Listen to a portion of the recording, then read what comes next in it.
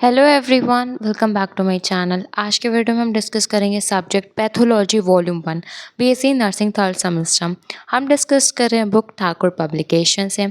आज के वीडियो में हम डिस्कस करेंगे यूनिट 2 स्पेशल पैथोलॉजी। ऑलरेडी इसके हम बहुत सारे पार्ट डिस्कस कर चुके हैं, जैसे कि part 1, part 2, part 3, part 4, part 5, part 6, part 7। आज के वीडियो में हम लोग डिस्कस करेंगे बोन, जिसमें हम लोग डिस्कस करेंगे ओस्टियोपोरोसिस, ओस्टोमाइलाइटिस एंड ट्यूमर को। तो सबसे पहले एक सिंपल सा बता दूं, जो ओस्टियोपोरोसिस होती है वो मेटाबॉलिक डिसऑर्डर होता है, जिसमें आपकी बोन में पोरस मतलब होल हो जाता है, जिससे आपकी मास और स्ट्रेंथ बोन की डिक्रीज हो जाती है। ये आपका क्या है, ओस्टियोपोरोसिस। ओस्टोमाइलाइटिस में इन्फेक्शन इन्फ्लामेशन होता है बोन का, जिससे आपकी बोन वीक हो जाती हैं। ट्यूमर में मतलब क्या होगा, कैंसर हो जाएगा आपके बोन का। तो ये तीनों चीज़ें आपके लिए इंपॉर्टेंट है एग्जाम पर्पस के लिए। सो हम इनको डिस्कस करेंगे बुक से। आपका कोई भी डाउट हो इससे रिलेटेड सो प्लीज़ आप मेंशन कर सकते हैं कमेंट बॉक्स में। सो हम स्टार्ट करते हैं। सबसे पहले आपका आ रहा है ओस्टियोपोरोसिस। पोरोसिस का मतलब ये है आपकी पोरस बोन हो जाएंगी। यहाँ पे जो बोन है वो आपकी वीक हो जाएगी और आपका हायर रिस्क होगा कि इसमें आपका फ्रैक्चर डेवलप हो सके। आपका बोन का मास और जो आपका बोन की स्ट्रेंथ है वो डिक्रीज हो जाएगी। जो अभी हम लोगों ने डिस्कस करा वो क्या है, आपका इंट्रोडक्शन पार्ट है, जिसमें आप देखोगे कि आपको और बहुत सारे साइन और डिस्कम्फर्ट देखने को मिलेंगे। आपकी बोन वीकेंड होती जा रही है तो हो सकता है आपको सीवियर फ्रैक्चर होने के चांसेस बहुत ज़्यादा हैं। फॉर एग्जाम्पल आप लिख सकते हैं hip fracture, wrist fracture, spine fracture. फिर आपका नेक्स्ट आएगा पैथोलॉजिकल चेंजेस। अगर मैं बात करूँ पैथोलॉजिकल चेंजेस की, तो पैथोलॉजिकल चेंजेस में आपको क्या देखने को मिलेगा। सबसे पहले रिसॉर्प्शन या फिर उसी को हम लोग कहेंगे डेली एलिमिनेशन होगा small amount of bone material. मतलब कि जो आपकी बोन है उसमें से आपका रोज रोज थोड़ा थोड़ा टुकड़ा हटेगा, रोज रोज थोड़ा थोड़ा सा हटेगा, जिससे वो क्या बन जाएगा, वीक और स्ट्रेंथ का मास डिक्रीज, जिससे क्या हो जाएगा, पोरस हो जाएगा। फिर क्या होगा, जो बोन का स्ट्रेंथ प्रिजर्व करने के लिए या फिर जो बैलेंस है उसको रिसॉर्ब करने के लिए हम लोगों को उतने मिनरल को डिपॉजिट करना होता है। आपकी बोन जितनी ज़्यादा वीक होगी उतने ज़्यादा हाईली चांसेस होंगे कि वो टूट जाए। उसको ब्रिटल मतलब इसमें लिखा भी है सर, वो टूट जाएगा इवेंचुअली। तो उसमें आपका क्या होता है, आपका फ्रैक्चर प्रोन भी हो सकता है ओस्टियोपोरोसिस की वजह से। आगे जब आप देखोगे कि आपके बोन मिनरल रिप्लेस या फिर ऑनगोइंग रिमूवल होते जा रहे हैं, तो उसमें हम लोग कहेंगे कि वो बोन रिमॉडलिंग कंडीशन है। जिसमें आप देखोगे पैथोफिजियोलॉजी में कि आप ओस्टियोपोरोसिस करोगे तो उसमें आपको प्रिवेंशन करना होगा, जिससे आप बोन को रिमॉडलिंग से कंट्रोल कर सको। अगर आप नहीं करोगे तो वो कंडीशन आपके पूरी बॉडी के बोन्स को ख़राब कर देगी। इसीलिए आप पैथोफिजियोलॉजी पढ़ते हो, जिससे आपको पता हो कि कैसे इटियोलॉजी से डिजीज़ कंडीशन आपकी बॉडी में डेवलप हो रही है। जो बोन होता है वो आपके धीरे धीरे लाइट और स्टडी होता जाएगा। ज्योमेट्री और आर्किटेक्चर भी इसमें आपका क्या हो जाएगा, चेंज होने लगेगा। जो आपकी लॉन्ग बोन है वो आपके स्ट्रक्चर में ट्यूबुलर हो जाएंगी, अंदर से खोखली सी हो जाएंगी, और आपका जो कॉर्टिकल कोटिंग होती है बोन्स के अंदर में वो आपकी और भी ज़्यादा सॉफ्ट होती जाएगी। जिससे क्या है, अगर आप वो कुछ भी अपने मतलब लाइफ स्टाइल वर्क कर रहे हो, एक्सरसाइज कर रहे हो, या फिर आप कोई हाई इम्पैक्ट वर्क कर रहे हो, उसमें भी आपका रहेगा। लेकिन ये सारी चीज़ें में आपको इन सब में क्या रखना होता है, अपने टाइम पे स्ट्रेंथ और लाइटनेस को ध्यान में रखना होता है, जिससे आप प्रोवाइड कर सकते हो वो सारे फैक्टर्स, जिससे आपकी बोन में ये सारी चीज़ें ना डेवलप हो सकें। लेकिन अगर आप ध्यान दोगे तो ये आपके रिब्स और वर्टिब्रा के आपके जो शीट्स होते हैं ट्रेबुलर बोन के, वो आपके थिक होते हैं। किससे बने होते हैं, कॉर्टिकल लेयर से।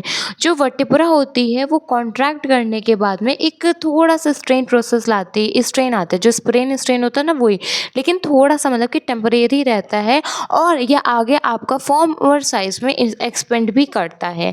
अगर मैं बात करूँ इसके, आप इसमें जब डायग्राम देखोगे तो इससे आपको पता चलेगा कि कैसे बोन ज्योमेट्री आपके बोन स्ट्रेंथ पे रहती है। अगर आप देख रहे हो, पहला आपका डायग्राम है मेल का, फिर आपका नीचे का डायग्राम है फीमेल का।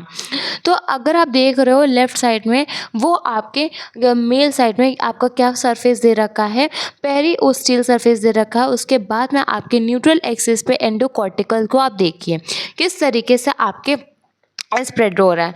लेकिन प्यूबर्टी से पहले, ड्यूरिंग प्यूबर्टी और एजिंग, तो एजिंग टाइम में सबसे ज़्यादा चेंजेस आपको देखने को मिल रहा है। जैसे जैसे आप देखोगे कि आपकी कैसे रिमॉडलिंग हो रही है या फिर कैसे बढ़ रहा है लॉस आपके फ्रेजाइल का, तो वो कैसे देखने को मिलेगा? तो सबसे पहला आपका होता है जो रिमॉडलिंग की यूनिट्स होती है, फॉर एग्जांपल लाइक दिस, वो क्या होती है, बढ़ेंगी पहले वाले में। तीसरे क्या होगा, जो उसकी कैविटी होती है जो इस तरीके से होती है, वो रीअब्जॉर्ब करने लगेगी ज़्यादा से ज़्यादा। जिसके बाद वो पैकेट, स्मॉल पैकेट में क्या होगा, स्मॉल पैकेट उस बोन में क्या रहेगा, फॉर्म होने लगेंगे। इस तरीके से आपके डायग्राम में मेंशन है। हो सकता है ये थोड़ा सा ब्लैक हो जैसे आपको ना क्लियर हो, लेकिन अगर आप ध्यान दोगे तो ये आपकी कैविटी और जो ये आपके वाइट वाइट है वो आपकी क्या है, सेल है। फिर इन्हीं की वजह से आपके बोन का लॉस जो होगा वो बढ़ने लगेगा। क्या होगा, बढ़ने लगेगा। जिसकी वजह से आप देखोगे कि ये सारा इम्पैक्ट आपके आएगा आपके बोन के रिमॉडलिंग पे। इसीलिए आपका एग्जांपल दे रखा है, जो यंगर पीपल के फीमर होते हैं वो वाइडर होते हैं, मोर सस्पेक्टेबल टू हिप फ्रैक्चर। आगे जब आप देखोगे तो वो ब्रॉडर बोन्स हो जाती हैं। क्यों? क्योंकि उनके जो लेयर होती है वो थिन हो जाती है। उस लेयर का नाम क्या है? अब उस लेयर का नाम है कॉर्टिकल लेयर। इसमें साइनम सिम्टम्स क्या देखने को मिलते हैं, जैसे कि आपका हाइट का लॉस होगा। क्यों? क्योंकि आपकी बोन्स शॉर्ट होती जा रही हैं बाई इंचेस से। उसके बाद में पोस्चर में चेंज होगा, फॉर एग्जांपल आपकी बेंड होने लगे ज़्यादा आगे के लिए या पीछे के लिए, या आपके में जो शॉर्टनेस ऑफ ब्रीथ होगा, क्योंकि आपकी लंग कैपेसिटीज़ भी डिक्रीज होने लगेंगी, क्योंकि उसमें भी तो बोन का रोल रहता है। बोन का फ्रैक्चर बहुत ज़्यादा होगा, आपको पेन होगा बहुत ही ज़्यादा। फिर आपकी नेक्स्ट डिजीज़ आती है ओस्टोमेलाइटिस। नाम से क्लियर हो रहा है कि बोन में इन्फेक्शन या इन्फ्लामेशन होगा। किसके द्वारा? बैक्टीरिया या फंगस के द्वारा।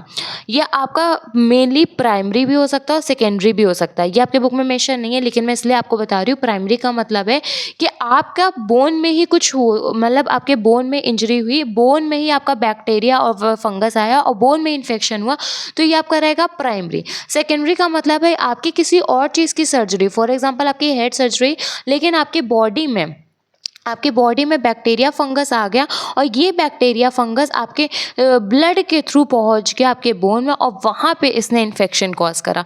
तो ये हो गया सेकेंडरी कॉज, किसी और रीज़न वर्ष आके इसने इन्फेक्शन कॉज करा। प्राइमरी इसका कोई रीज़न नहीं था, उसी इटियोलॉजी पे आया और बोन में इन्फेक्शन कॉज कर गया। ये आपका स्पेशलाइज्ड रहता है। स्पेशलाइज्ड इसलिए रहता है क्योंकि इसमें सेकेंडरी पे उसको पता है कि कैसे इन्फेक्शन कॉज करना है, कहाँ पे उसको मिलेगा और कैसे उसको वहाँ पे अपनी प्रोग्रेस बढ़ानी है। तो ये इस तरीके से है। फिर हम बात करते हैं इसके टाइप्स की, तो इसमें एक्यूट, क्रॉनिक और वर्टिब्रल है, लेकिन प्राइमरी सेकेंडरी भी आप एड ऑन कर सकते हैं। अगर आप बात करो एक्यूट की, तो ये आपका सडन ऑनसेट का रहेगा एज कंपैरिजन टू क्रॉनिक। ये आपके कम ड्यूरेशन का रहता है, और आपके क्रॉनिक की अगर मैं बात करूँ तो इसका ड्यूरेशन ज़्यादा रहता है और ये थोड़ा सीवियर सिम्टम्स शो करेगा आपका। वर्टिब्रल की अगर मैं बात करूँ तो ये आपके अफेक्ट करेगा स्पाइन को, और ये मेनली आपके किस चीज़ को में रहेगा, ये आपके क्रॉनिक बैक कंडीशन, मतलब बैक पेन को करेगा। इसमें आपका मूव इन और आपकी पोजीशनिंग, पोस्चर, सारी चीज़ें क्या हो जाएंगी, डिस्टर्ब हो जाएंगी। फिर हम बात करते हैं हमारे नेक्स्ट ओस्टोमेलाइटिस में पैथोलॉजिकल चेंजेस की। तो जैसे कि आपको पता है जो बैक्टीरिया है वो होस्ट, मतलब कि कोई भी ह्यूमन बीइंग में क्या कर रहेगा, इन्वेड करेगा, जिसकी वजह से वहाँ पे इन्फ्लामेशन होगा। इन्फ्लामेशन कैसे डेवलप होगा? इन्फ्लामेटरी रिस्पॉन्स के बाद में, उसके बाद में जो वहाँ पे आपकी कैविटी होती है मेडुलरी, वहाँ पे आपका पस होगा, डिस्ट्रक्शन हो गया। आपके डिस्ट्रक्शंस के बाद में आप वहाँ पे देखोगे थ्रोम्बोस बनेगा। कहाँ पे? आपके वेन्स में, आपके आर्टरीज में। वही थ्रोम्बस आपका क्या कर देगा, ब्लड सप्लाई को रोक देगा। आगे चल के वहाँ पे इन्फेक्शन और इन्फ्लामेशन की वजह से बोन डैमेजिंग स्टार्ट हो जाएगी। यही चीज़ आपको आगे बहुत ज़्यादा रफ रहेगा, और यही चीज़ आगे जाके आपकी बहुत ज़्यादा ग्रैनुलेशन टिश्यू में प्रॉब्लम क्रिएट करेगी। बोन की स्ट्रेंथ तो डिक्रीज होगी, लेकिन बोन वीकन होती जाएंगी। साथ में वहाँ पे जैसे जैसे कंडीशन परसिस्टेंट होती जाएगी, वैसे वैसे आपकी क्रॉनिक कंडीशन डेवलप होती जाएगी। फिर हम इसमें बात करेंगे माइक्रोस्कोपिक फीचर्स की, मतलब कि आप माइक्रोस्कोप से देखोगे तो आपको क्या देखने को मिलेगा एक्यूट में और क्रॉनिक में। सबसे पहले आपका आता है एक्यूट। अगर आप ओशियस चेन्स को देखोगे, ओशियस चेन्स में आप देखोगे तो जो आपकी बोन की ट्रैबिकुले होती है वो आपकी विजिबल होगी, और आपके ओस्टोसाइट स्पेस क्या रहेंगी, खाली रहेंगी। जो आपकी ट्रैबिकुले होती है बोन की, वो क्या होने लगेगी, टूटने लगेगी। और मैंने अभी बता दिया कि स्पेस आपका क्या रहेगा, खाली रहेगा। उसके बाद में साथ में आपका जो इंटायरली रहता है बोन के अंदर का, वो क्या हो जाएगा, टूटने लगेगा और इंटायरली डेड, मतलब खाली रहने लगेगा। साथ में आपको एक्सुडेट देखने को मिलेगा फिब्रिन का। वहाँ पे आपका हेमिपोएसिस होगा बोन में ही। सॉफ्ट टिश्यू अल्ट्रेशन में जब आप देखोगे तो सॉफ्ट टिश्यूज़ में आपको चेंजेस देखने को मिलेगा। सबसे पहले एपोप्टोसिस होगा, फिर नेक्रोसिस होगा। इसमें पहले नेक्रोसिस दे दी है, लेकिन आपको ये पता होना चाहिए एपोप्टोसिस की वजह से नेक्रोसिस होगा। फिर उसके टेक्सचर्स में आपको एक्सुडेट में चेंजेस देखने को मिलेंगे। नेक्स्ट इन्फ्लेमेटरी इन्फ्लेट्रेट पैटर्न की अगर मैं बात करूँ तो आपका 4 में डिवाइड कर दिया गया है।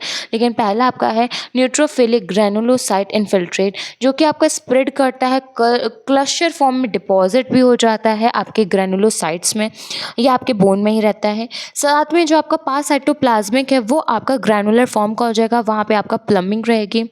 फिर जो आपका इम्यूनोकेमिस्ट्री के हिसाब से जो आपके डिस्टेंट इंटेंस होता है, वहाँ पे आपको देखने को मिलेगा साइटोप्लाज्म में ही CD15 पॉजिटिविटी के साथ। और आपका रहेगा जो न्यूट्रोफिलिक ग्रैनुलोसाइट्स हैं, ओस्टियोक्लास्ट है, वो आपके ट्रेबेकुलर सरफेस में इरेगुलरिटी लाएंगे। अगर बोन में चेंजेस आएगा तो उसके चाहे इंटरनल हो चाहे उसका आउटर हो, हर एक में चेंजेस देखने को आपको मिलेगा। ओशियस में मेनली ट्रेबेकुलर रहता है, इन्फ्लामेटरी इन्फ्लेट्रेट में आपका इनर रहता है, सॉफ्ट टिश्यू ऑल्ट्रेशन में आपके सॉफ्ट टिश्यू में चेंजेस आपको देखने को मिलते हैं। लेकिन अगर मैं बात करूँ क्रॉनिक की, तो क्रॉनिक में आपको क्या देखने को मिलेगा? तो क्रॉनिक की कंडीशन में पहली चीज़ तो सबसे पहले मैं बता दूँ, आपको ज़्यादा फीचर्स देखने को मिलेंगे एज कंपैरिजन टू एक्यूट। फिर आपका आता है ऑशियस चेंजेस में, तो इसमें आपकी जो बोन होगी जिसमें आपका ऑशियस टिश्यू हो जाए वो स्पॉन्जी और रिएक्टिव नेटवर्क बना लेगा बोन के साथ में। यहाँ पे आपका साइनस जो होता है जिसको हम लोग कहते हैं एक्टेटिक साइनस, वो आपका फाइब्रोसिस के साथ बनाएगा। उसके साथ में जो आपके ग्रैनुलोसाइट्स और मैक्रोफेज और लिम्फोसाइट्स और जो प्लाज्मा सेल्स है वो आपके आगे चल के इन्फिल्ट्रेशन में हेल्प करेंगे, जिससे आपको आगे और भी फर्दर प्रॉब्लम को फेस करना होगा। जो आपके सॉफ्ट टिश्यूज़ है उसमें आपको क्या चेंजेस को देखने को मिलेगा? तो फाइब्रोसिस होगा, फॉर्मेशन होगा, ग्रैनुलेशन टिश्यू का प्रेजेंट होंगे। और जो नेक्स्ट आपका लिम्फोसाइट, मैक्रोफेज, प्लाज्मा सेल्स है उनका इन्फिल्ट्रेशन होगा। नेक्रोसिस आपका अकर होगा, वहाँ पे ओकेजनली प्लाज्मा सेल्स एकदम से बढ़ जाएंगे, लोकलाइज्ड इन्फिल्ट्रेशन होगा। जो न्यूट्रोफिल्स होते हैं, लिम्फोसाइट्स होते हैं, प्लाज्मा सेल्स होते हैं, वो नेक्रोसिस करेंगे और रिएक्टिव होगा न्यूबॉर्न फॉर्मेशन के लिए। आपका कैपिलरी प्रोलाइफरेशन होगा फिब्रोसिस के साथ में। इसी में आपको और देखने को मिलेगा सब टाइप प्लाज्मा सेल ओस्टोमोलाइटिस का। इन्फ्लामेटरी टिश्यूज़ भी आपको देखने को मिलेगा बोन मैरो में।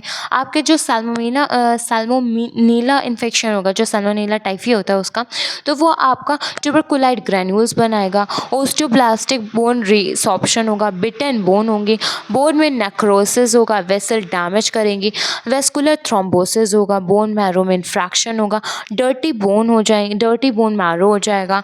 ये आपको देखने को मिलेगा। साइन एंड सिम्टम्स की अगर मैं बात करूँ तो एक्यूट में आपको क्या देखने को मिलेगा? पेन होगा, स्वेलिंग होगी आपके डिजिटल एंड पे जहाँ पे आपका बोन एसोसिएट करता है। आपकी बोन में बहुत ज़्यादा वीकनेस होगा, फ्रेगराइट बहुत ईजिली हो जाएंगे, इन्फ्लामेशन देखने को मिलेगा, स्वेलिंग भी में आपको देखने को मिलेगी। क्रॉनिक में आपका डिस्चार्ज देखने को मिलेगा, पेन होगा, फीवर होगा, टेंडरनेस होगा। ये टेंडरनेस जब आप पाल्पेट करोगे तब आपको देखने को मिलेगा। फिर आपका नेक्स्ट आपके स्टिफनेस होगी, स्टिफनेस के साथ में आपके जो भी एडजेसेंट जॉइंट है वो भी क्या हो जाएंगे? थिक एंड आउट हो जाएंगे। फिर आपका आता है बोन का ट्यूमर। अगर मैं बात करूँ बोन ट्यूमर की, तो ये आपका अनकंट्रोल डिवीजन होता है बोन सेल्स का, जिसकी वजह से आपके बोन में लंप का फॉर्मेशन हो जाता है या फिर अंडर फाइन टिश्यू का मास बन जाता है। अगर मैं बात करूँ टाइप्स की, तो इसमें आपके बिनाइन के और मैलिग्नेंट के टाइप अलग अलग हैं। जैसे कि अगर मैं बात करूँ बिनाइन की, तो आपका आता है सबसे पहले ओस्टियोकॉन्ड्रोमा, फिर आपका आता है नॉन ओसिफाइंग फाइब्रोमा, यूनिकैमेरल, फिर आपका आता है गेन सेल ट्यूमर्स, फिर आपका आएगा एंडोकॉन्ड्रोमा, फिर आएगा फाइब्रस डिस्प्लेशिया, फिर आपका आएगा एन्यूरोजल बोन सिस्ट, फिर आपका मैलिग्नेंट की अगर मैं बात करूँ तो मल्टीपल माइलोमा आएगा, फिर ओस्ट्रियोसार्कोमा आएगा, फिर यूइंग सार्कोमा आएगा, फिर कॉन्ड्रोसार्कोमा, और आपका एक लास्ट आएगा सेकेंडरी बोन कैंसर। तो ये आपके बिनाइन और मैलिग्नेंट में होता है। बोन ट्यूमर अगर एग्जाम में आ रहा है तो बोन ट्यूमर डेफिनेशन के बाद में बिनाइन टाइप्स डालेंगे, मैलिग्नेंट डालेंगे।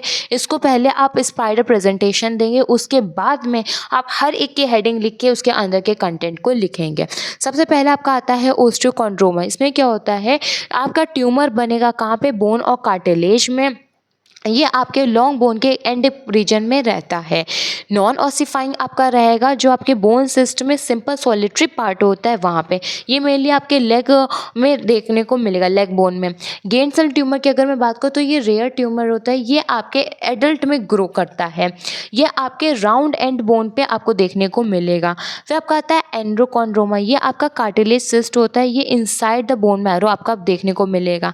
फिर आपका आता है फाइब्रस डिस्प्लेजिया, इसमें जीन म्यूटेशन होता है जिसमें बोन का आपका फाइब्रस से आप हो जाता है और ये आपकी वनरेबल होती है फ्रैक्चर के लिए, बहुत ही ईजिली हो जाता है इसमें फ्रैक्चर। फिर आपका आता है एन्यूरिजल बोन सिस्ट, ये एबनॉर्मलिटीज़ होती है ब्लड वेसल्स की जिसकी वजह से आपका बिनाइन डेवलप हो जाता है आपके बोन में। फिर आपका आता है मैलिग्नेंट, अगर मैं बात करूँ मैलिग्नेंट की तो मल्टीपल माइलोमा होता है जो मोस्ट कॉमन होता है आपके प्राइमरी बोन कैंसर के लिए।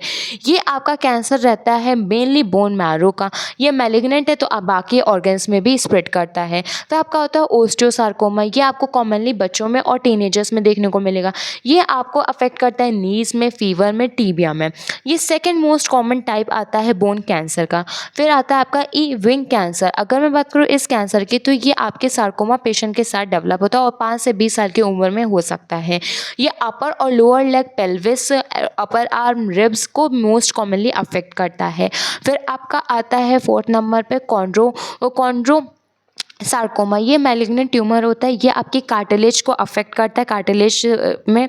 और ये इसकी अगर मैं बात करूँ एज ग्रुप कौन सा अफेक्ट करता है तो 40 से 70 के, और ये आपके में इन्वॉल्व करता है हिप को, पेल्विस, शोल्डर एरिया को।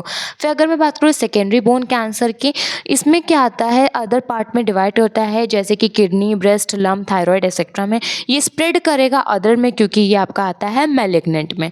फिर आपके कुछ पैथोलॉजिकल चेंजेस आते हैं। अब ये पैथोलॉजिकल चेंजेस हर एक के बाद के मेंशन है, जैसे कि ओस्टियोसार्कोमा में आपको देखने को क्या मिलेगा, ओस्टियोकॉन्ड्रोमा में क्या देखने को मिलेगा, एंडोकॉन्ड्रोमा में क्या देखने को मिलेगा।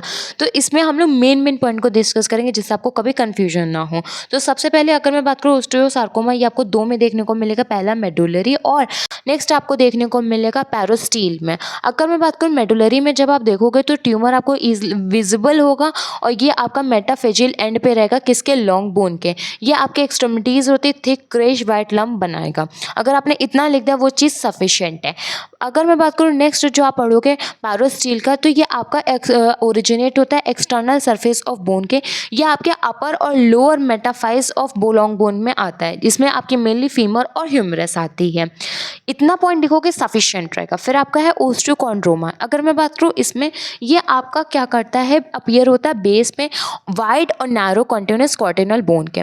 माइक्रोस्कोप में जब आप देखोगे तो जो आपकी लेमिनार बोन होगी और बोन मैरो होगी वो आपके एक्सटर्नल लेयर कार्टिलेज में रिसेंबल हो जाएगी, जिसको हम लोग कहते हैं एपिफाइसियल कार्टिलेज। अगर आपको याद होगा एनॉट में तो ये कार्टिलेज हम लोगों ने बोन में डिटेल में डिस्कस करे थे। फिर आपका आता है एंडोकॉन्ड्रोमा। एंडोकॉन्ड्रोमा की पैथोलॉजी की अगर मैं बात करूँ तो ये लोब्यूलेटेड होता है, ट्रांसपेरेंट होता है, ब्लूइश ग्रे कलर का आपका कार्टिलेजिनस मास होगा। कहाँ पे, एक कैविटी होती है, उस कैविटी का नाम है मेडुलरी। तो ये कैविटी, ये मान लीजिए उस कैविटी के अंदर आपको ये सारी चीज़ें देखने को मिलेगी। जो ट्यूमर है वो आपका लोब्यूटेड होगा, हिस्टोलॉजिकली आपका स्प्रेड भी रहता है। फिर हम बात करते हैं कॉन्ड्रोब्लास्टोमा की। तो कॉन्ड्रोब्लास्टोमा की अगर मैं बात करूं तो उसको हम लोग एपिफाइसिस कार्टिलेज प्लेट में अंदर देखेंगे और ये आपके अपर टीबिया, लोअर टीबिया, फीमर, अपर ह्यूमरस में अफेक्ट करता है।